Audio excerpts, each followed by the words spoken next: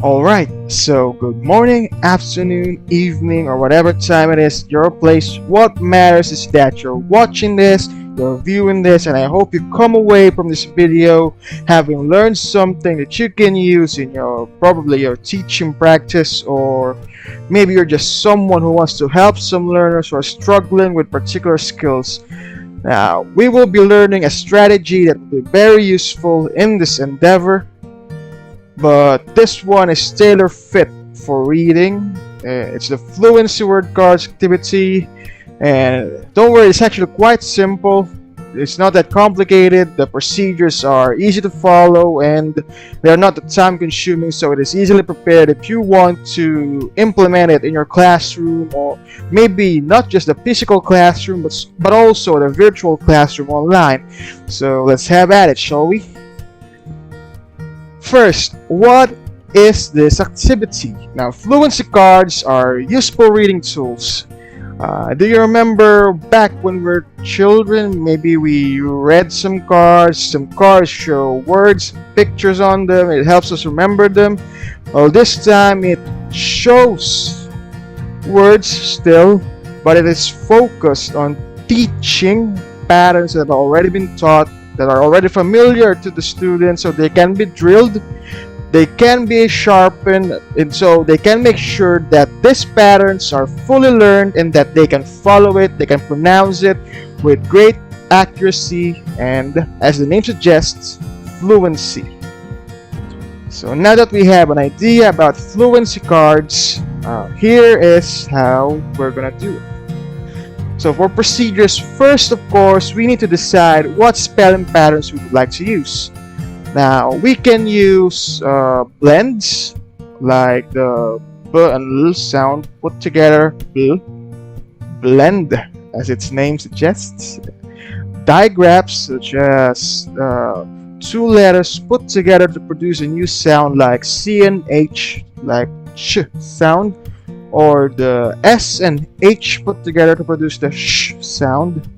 And then also we have rhymes or the onset sounds, like the AG in bag, the ag sound, or og in the dog word. So here are the sounds we can use, the patterns we can use, blends, digraphs, rhymes, but there are also others, but we will be using this most common patterns so that most students will be familiar with it already if you decide to use this strategy. So we decide now what patterns we're going to use. Now for this sample, we'll be using a digraph and a rhyme. And the digraph we'll be using is the SH sounds put together to produce sh, and the rhyme, that is ag, such as in bag, hag, sag. So we have two patterns that we'll be using to put on the cards that we'll be making. So now that we have decided on the patterns to use, here's what we're going to do next. Of course, now that there are words, now that there are patterns, we need to make the cards. Since it's a fluency word card activity, it will be nothing without the cards. And to make these cards, we need to take note of two things. First, the words should be legible, readable, and make sure that the students won't have a hard time reading it, because we're practicing reading here after all. It will be very counterproductive if we were going to make words that are hard to read for students. And of course, it needs to be visually appealing. We've talked about how attention spans of students these days are getting quite short, so we need whatever we can use to capture their attention, to make sure we keep their interest so that they won't lose disinterest in the activity. After all, if they're interested in something, they're more likely to do it repeatedly, and drilling, since it is the main focus of this activity, prolonged student interest would be very useful, very helpful if we can sustain it. Now, don't worry, this is only a sample, limited by the current means that I have to use right now.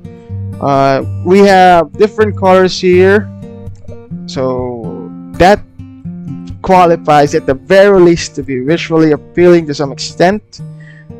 And also the word is quite legible. As you can see, you can read she in the card.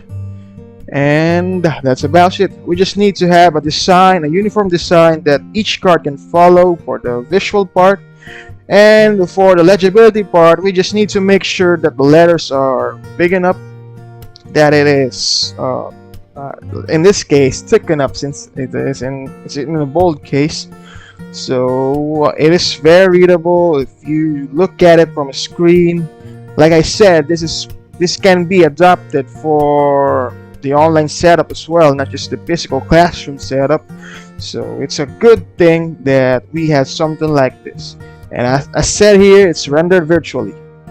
So that alone gives you a clue that this can be done virtually, not just in the physical classroom. And of course, now that we have the words, now that we have the cards, we proceed with the activity proper. Now it's quite simple, really. We just show them the cards, have them read the words on the card. Now, what happens next depends on whether they can read the word or not. If the students read the word correctly, emphasis on correctly, turn the card face down. The word is now finished. The student actually is now finished reading the word, rather. But if not, they should leave the card face up. Now we shall have a quick sample here on how this goes. You can see how if the student fails to read, what would happen next. So let's have that. Now we have here 6 reading cards. Now look at it. It's arranged in a manner that's going from one level to a higher level in the next card. Like in the first one, she, it's only a 3-letter word combining the sh and the e sound, she. But then it goes to the shop, which combines the 3 sounds, sh, oh, p. 3 sounds already. And at the third card, we have already 4 sounds, sh, k, shark. That's how the cards are arrayed. That's for the diagram we have chosen. And then for the next one, we have the rhyme, that is the ag sound, like in the bag, rag, stag. It's still arranged. The first one uses a bilabel sound. That's one of the first sounds to be pronounced by a learner. Then it proceeds to a lateral sound like r, and a sound that has 4 sounds, st, g, stag. So let's try this, shall we? Now, for example, the student reads the first 3 cards. She. If the student reads it, let's turn it face down. So the word is no longer showing. Now for the next one, they read shop, and they manage to read it as well. Face down once more. And then shark as well. Shark. The student manages to read shark. Face down once more. Now this is where we try to simulate what if they cannot read the word. For example, bag. Face down first, and then we try it for rag. For example, the student reads rag as rug. Now the sound is different, right? The vowel sound in between the r and the g sound is different. Now, what are we gonna do if this is the case? Now, first, we leave the card face up. Have the student look at it, and you can model it twice.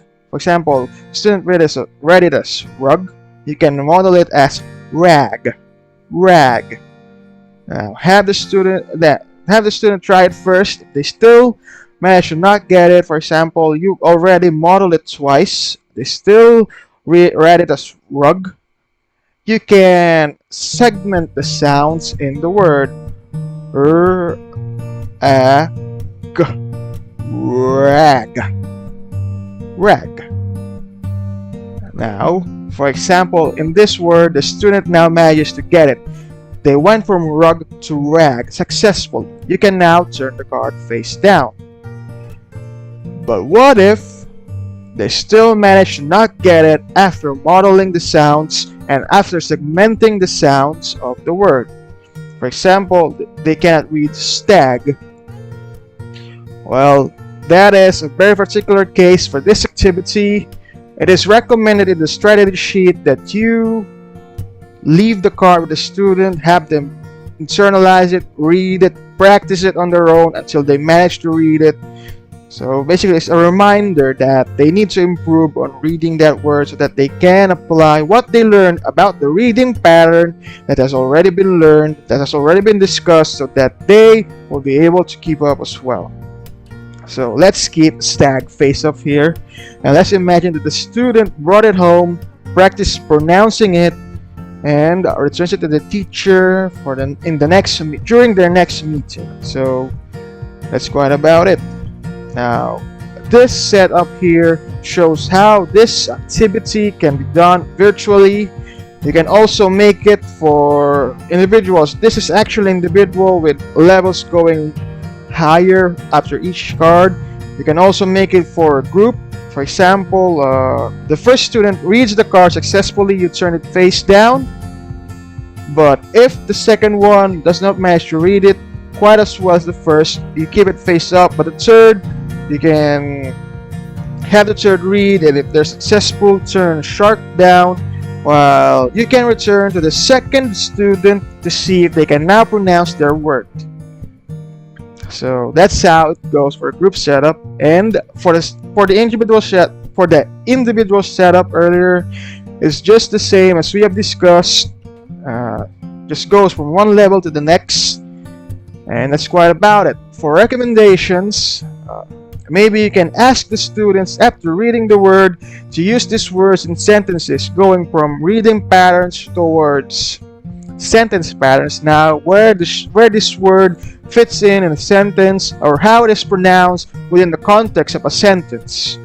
And it also sharpens the students' sentence generation skills and encourages generative and creative thinking. So all in all, they really learn the words, not just how to read. Basically, that's just a recommendation, and that's about it.